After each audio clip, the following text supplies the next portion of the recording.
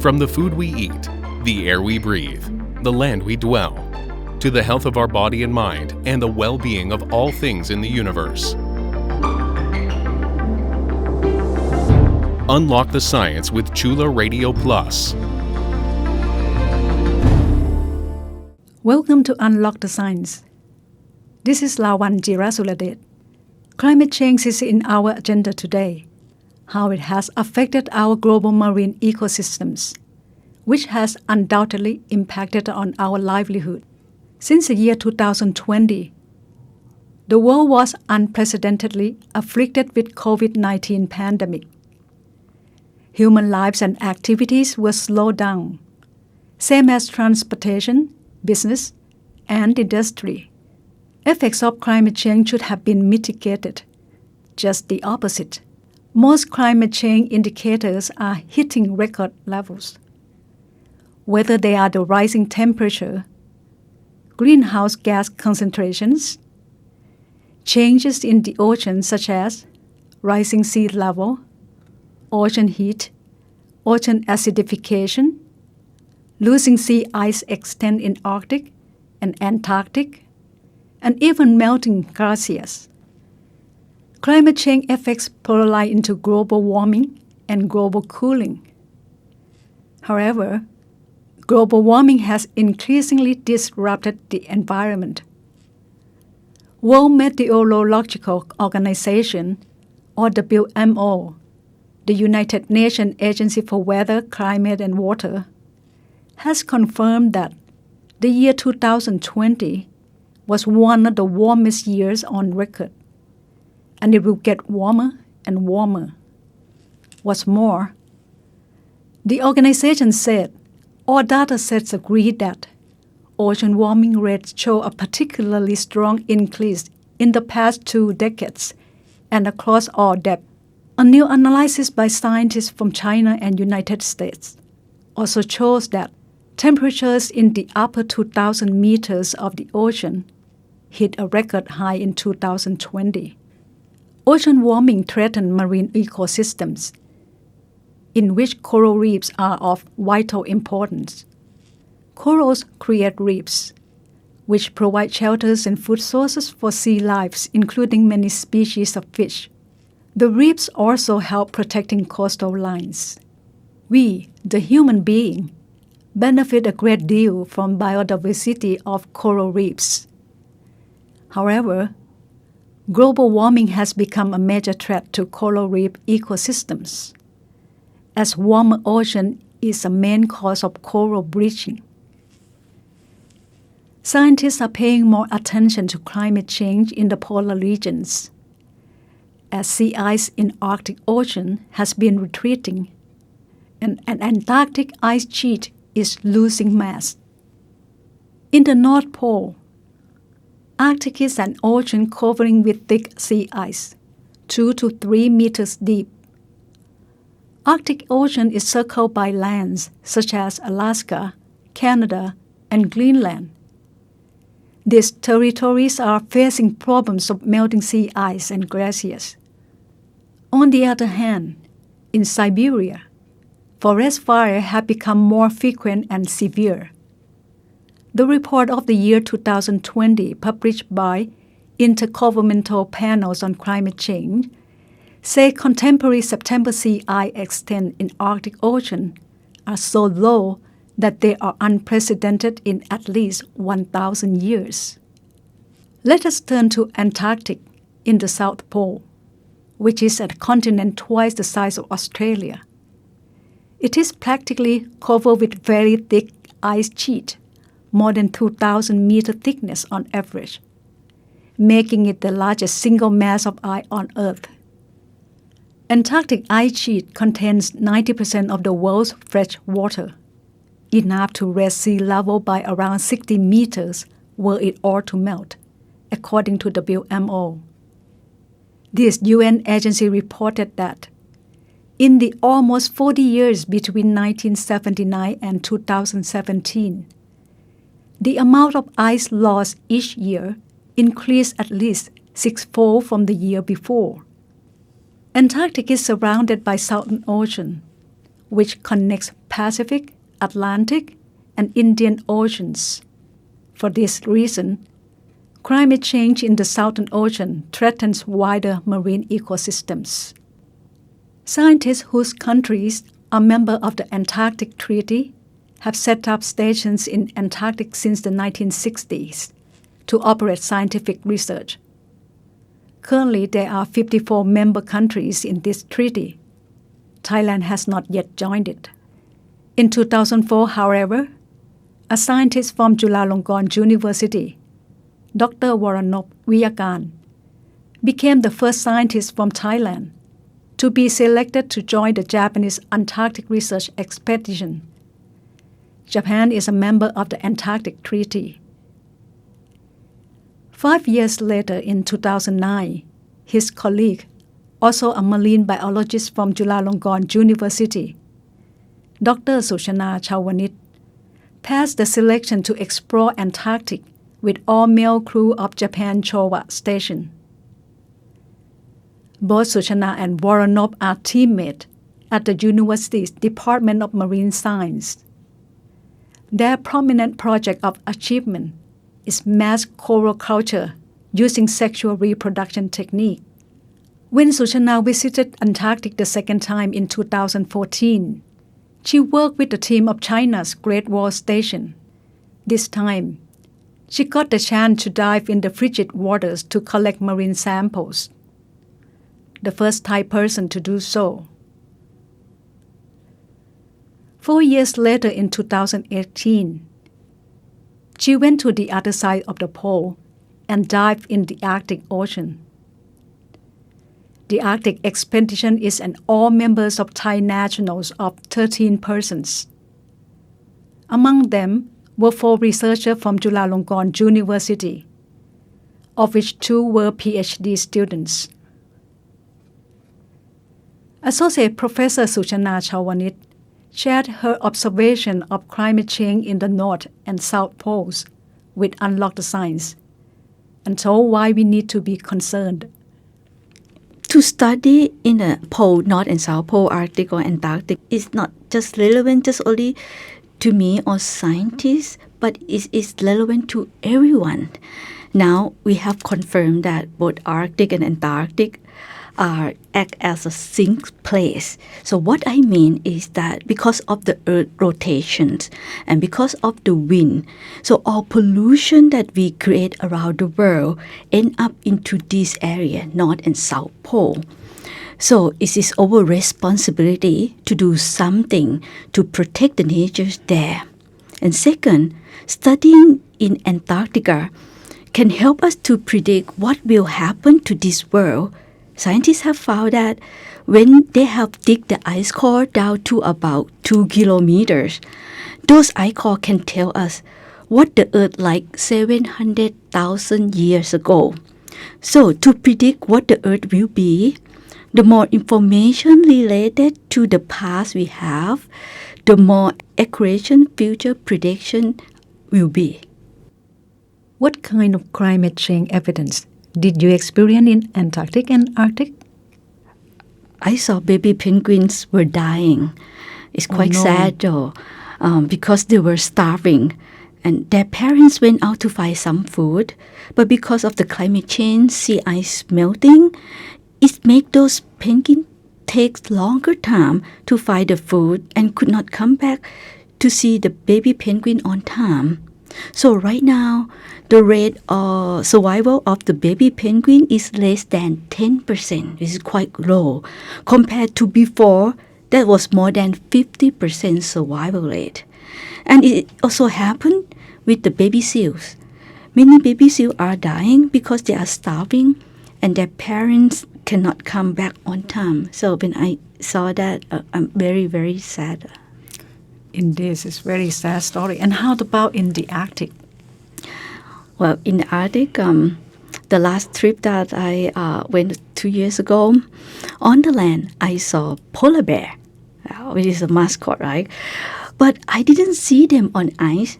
I saw them on the cliff eating the glass and moss. Actually, those polar bears do not want to be a vegetarian, okay? They want to eat seals because they want more fat. But because now sea ice melting, those bears cannot go to find seals. Sea ice is like a bridge for the bear to meet the seals. So when there is no sea ice, no more chance for polar bear to see the seals. And you got to dive in the freezing waters at the China Great Wall Station. How difficult was it diving in Antarctic Sea? Well, I had to train a lot, both physical, mental, and my diving skill with the 0-degree temperatures, water temperatures. I had to have a special dry suit for this diving. So prepare the mentality is very important for diving in Antarctic. You can imagine once you jump into the 0 degrees water temperature, your face will be first suddenly numbed. And then you can have what we call the ice cream headache. Okay, and then we had to make sure while we dive down there, we would not go over limit, or else our body will get shocked easily. So it is quite dangerous to dive down there. So a good preparations is required. And how different the sea frog compared to Thai seas and corals? Definitely is totally different.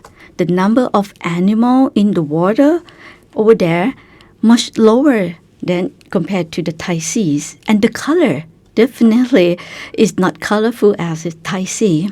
But actually in Arctic or even though in Antarctic, they have their own unique in terms of beautiful of the life under the sea ice. This is actually for Thai sea, we don't have sea ice. So we would not see those kind of creatures that occur under the sea ice. Mm-hmm. Any corals? Oh, very good questions. If the water is not too cold, we can see what we call soft coral, not hard coral like we see in Thailand. But if we go up further, then we will not see the soft coral anymore. Usually we will see a krill or some fish, but just only a couple species of fish because it's too cold. So the number of the animal that we found there is very low compared to the Thai waters. Let's take a short break. When we return, we will learn about coral restoration. You are listening to Unlock the Science on Chula Radio Plus. Corals are tiny animals. What we see and call corals rooting on sea floors in the shape of branch or rock are actually their colonies, where thousands of tiny coral polyps live. They create limestone skeleton to protect their soft bodies. These limestone colonies stack up in reef formation. Coral reefs in Thailand used to boast one of the best in the world. In the past few decades, there has been severe coral bleaching in the seas in Thailand due to global warming. When corals bleach, they become sick and are unlikely to reproduce. Although they can heal themselves, but it takes a long time. The process is often interrupted by more stresses from pollution, fishing, tourism, and coastal activities. Bleaching can make them die as well. Many organizations, including Chulalongkorn University, have joined hands working on coral restoration. There are several ways of coral restoration. One common method is to regrow corals using their broken pieces. However, at Reef Biology Research Group, Suchana and her team decided on a different method to create more genetic diversity and resistance.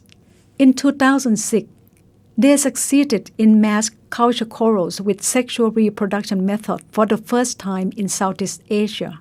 It took them 5 years to develop the technique. Usually, coral spawning in Thailand occurs around January to March. Each coral releases only one batch of eggs and sperms once a year, mostly at night. The spawning, however, no longer occur as mass spawning when entire colony release eggs and sperm or at once, but small and scattering. This is because corals have adapted their spawning behaviors due to fluctuating temperature in the sea. Besides, releasing time is very short, about 15 minutes. So it is very challenging for the research team to collect enough eggs and sperm for their technique development. The research team set up hatchery facility in Samasan Island, south of Pattaya City. After artificial fertilization, the team nurtures corals till they reach juvenile stage of 2 years, when they grow about 2 centimeters, before put them back in the sea. They can now produce 4,000 to 5,000 plates of young coral per year. The reef biology research team set a world record in 2019 when they were able to reproduce table corals from frozen sperms. Suchana, who calls herself a family planner for coral reefs, is continuing to use this cryopreservation technique to find ways to reproduce table corals with frozen eggs. We will hear more of her reef biology research work. As I said earlier, that we know that the climate change is real and happening now, and the animal in Arctic and Antarctic have to adapt themselves very hard, trying to survive. So in Thailand, we have coral reef ecosystem, which is considered to be the most beautiful and most diverse compared to other ecosystems. But the coral is also the most sensitive animal. So if the water temperature rises just only 1 degree centigrade, coral can bleach and eventually die. So what we learn from the Arctic and Antarctic is that we try to help our coral reef to be able to adapt or resist to the environmental change. That's what we are now trying to do. How did you do that? Well, actually, coral is like an animal, right? They can adapt themselves to the environmental change, but it have to take some time. It's not like a human. Human, we adapt very quickly.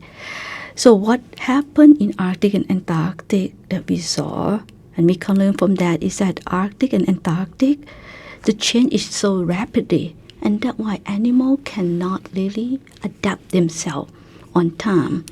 So now, fortunately, those impact of the climate change, we still see little in this area. So what we try to do now, for example, scientists, we try to find the coral species that have more resistance to the change of the environment. And what we do is that after we find them, we try to multiply them. This is one of the examples. All the things that I try is that I train the coral themselves. Try to train them to have more resistance to the environmental change. So this is the example. Can you elaborate a little bit about the train the coral? Well, right now, we culture the coral, right? In a hatchery, we call, it's mass culture because we produce a lot. So what happens is that we have to raise them about 2 years in the hatchery before release them back to the ocean. First, we thought that 2 years is take a lot of time, a lot of money too. But eventually, we found that it's very useful because during the 2 years, at first we didn't expect it, but because we have a not high budget, we have a low budget. So our system, our hatchery, I always say that it's like a 1-star hotel. So the coral have to, kind of fight with the temperature that always higher than normal. The light, sometimes it's too high, sometimes it's too low. The water is not really changing all the time. So during the 2 years, eventually it's pay off because they have to fight and eventually they can survive. So later, when we put them back into the ocean during the breaching event, they can survive perfectly. So this is a thing that actually right now in other countries they're also doing, try to prove to that the coral themselves actually can adapt, but it takes some time. How successful when you put them back? So surviving rate? Very good questions. More than 80-90%. Oh, Yeah. that's quite high. Yeah, right. How significant is it to start coral artificial fertilization with frozen sperms? Right now, because of the global warming and the climate change, this can reduce the abilities of coral to, in terms of producing or releasing egg and sperm.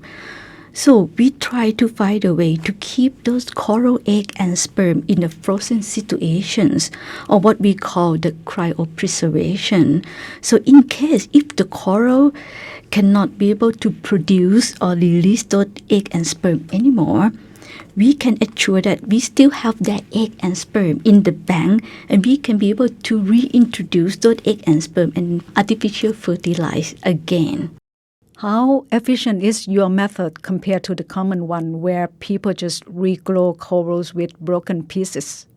Actually, when we're gonna restore the coral, there are several methods. And the one that you just mentioned, we call fragmentation.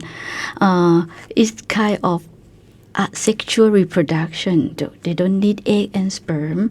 So this actually those techniques that you mentioned and the technique that I'm doing now, there are pros and cons. For the fragmentation, the good thing is that you don't really require a lot of knowledge, and it's quite cheap. We did compare the price too. It's like when you plant a tree, and if you want to, make into a mini small baby tree, you could do a fragment, make into pieces and put them into a new substrate, and that is grow very fast, very quickly. But the weak point of that technique is that the baby, if you do with the coral, the baby coral that you generate, the genetic will be identical to the one that you make as a parent. So in terms of natural, the identical genetics, the less diverse genetic is not really good.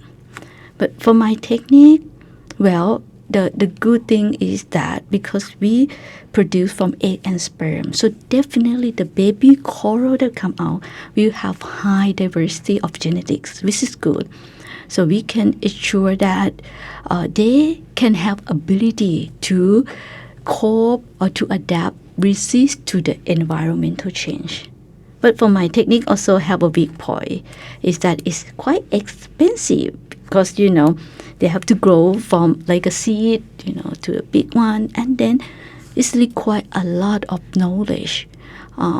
First, we have to know when they're gonna spawn. So coral not spawn every day, every night. No, they spawn once a year, and we have to find it. And then, in my case also, we have to raise them for 2 years before release them back into the ocean. Also, it's money there. So we compare the price. The price that for the fragmentation and the price that we're working right now, for one baby coral that produce for the fragmentation, it costs just only $1. But for my techniques, $100. Oh, 100 times. Yep, right. So how positive you think in terms of the work you've been doing with your research group? In terms of the methodology, we already introduced this methodology to the Department of Marine and Coastal Resources, and they're happy to use our methodology, which is good. But the other thing and the other jobs that I think is our job too is not just only doing a research, but what we try to do is to send the message out to the people, that non-scientists, local people, the kid that the coral is so important. The conservation, is a must. And to do that, they really have to understand what happened right now and how they can help and do it. So a lot of time, we will organize the camp, on activities and let the local people to come and join. Because we scientists, we can help, but eventually we cannot do alone. We need all the partner, and those local people will be a very important sector to carry on all those conservation further. We may not see those beautiful coral reefs in the future. That is not only a hard truth, but also a disaster. Because marine biodiversity will be ruined and thousands of species will vanish. And this is only one sample of the crisis climate change brings. Thank you for reminding us, Associate Professor Dr. Suchana Chavanich of Department of Marine Science, Faculty of Science, Chulalongkorn University. And thank you for listening. See you next Saturday.